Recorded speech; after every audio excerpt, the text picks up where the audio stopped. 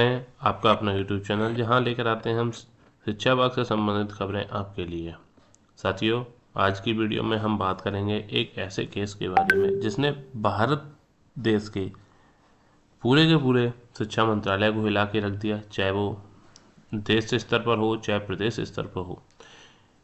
एक केस की आदेश ने कम से कम 18 राज्यों के जो शिक्षा विभाग थे उसका पूरी जड़ें हिला कर रख दी।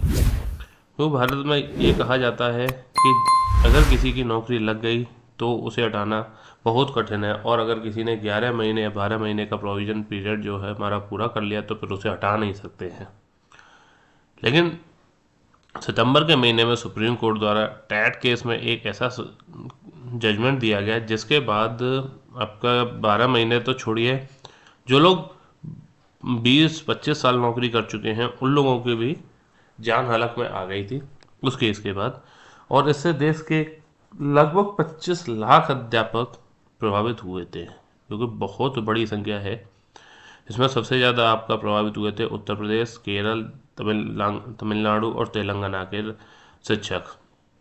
साथियों, बात करेंगे क्या था टैट केस और इसके लिए अब क्या तैयारी कर ली गई है, कौन कौन से अधिवक्ता लड़ने के लिए हायर किए गए हैं। इस वीडियो में पूरी चीज़ें विस्तार से बात करेंगे।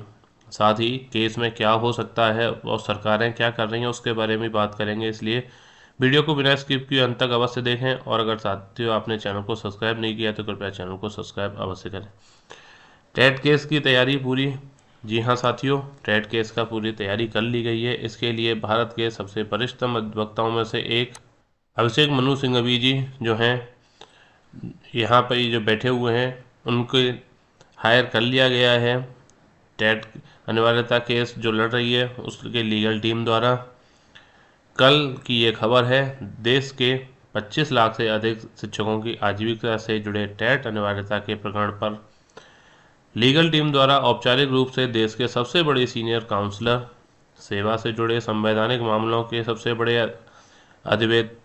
विधिवेत्ता अभिषेक मनु सिंघवी जी को इस केस के लिए अधिकृत कर लिया गया है। साथियों, ये टैट केस में एक पहली बहुत बड़ी जीत है, क्योंकि अभिषेक मनु सिंघवी जी शायद ही किसी परिचय के मोहताज हैं।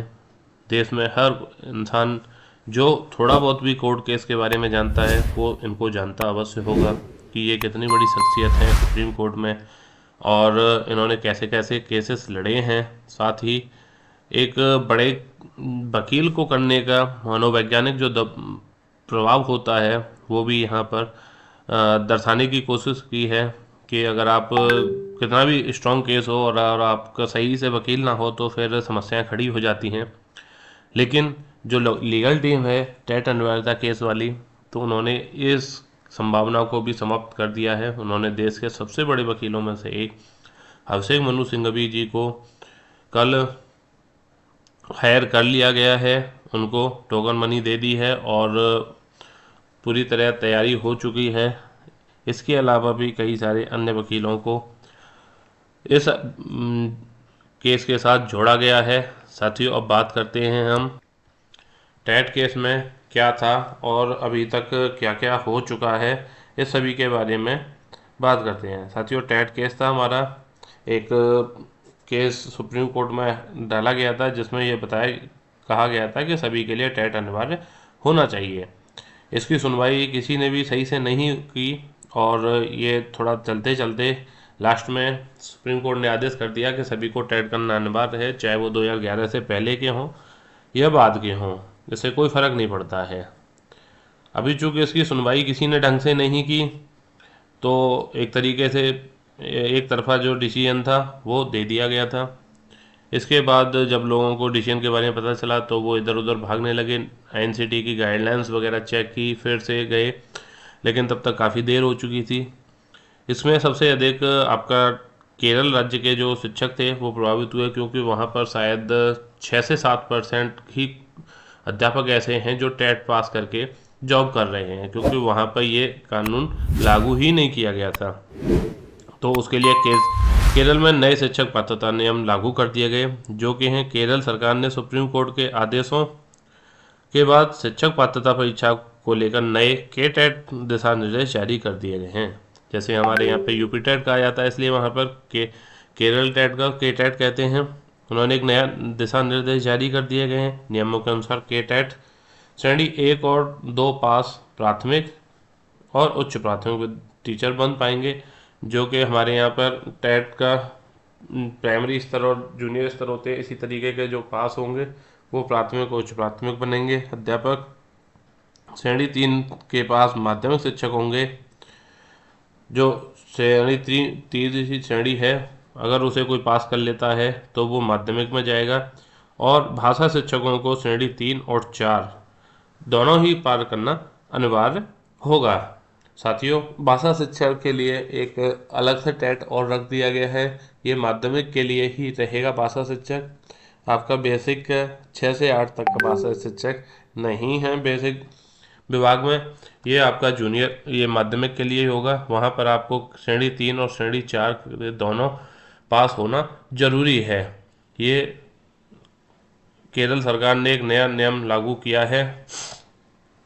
साथियों, इसके अलावा अभी हाल ही में एक और नया आदेश आपने पढ़ा होगा 1-2 दिन पहले, जिसके अंदर बताया गया था कि माध्यमिक के जो भी शिक्षक हैं उनके लिए भी टेट की इंफॉर्मेशन सरकार द्वारा मांगी गई है। देखते हैं उसको भी।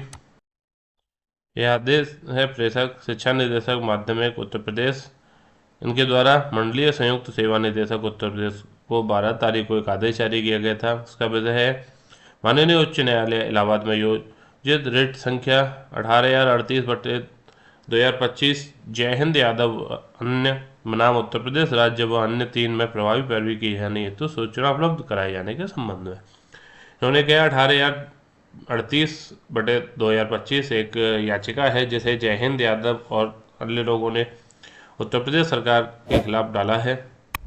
महोदय, कृपया उपयुक्त विषयक माननीय उच्च न्यायालय इलाहाबाद में याचिका संख्या 18/38/2025 जय हिंद यादव व अन्य बनाम उत्तर प्रदेश राज्य व अन्य 3 के योजित की गई है।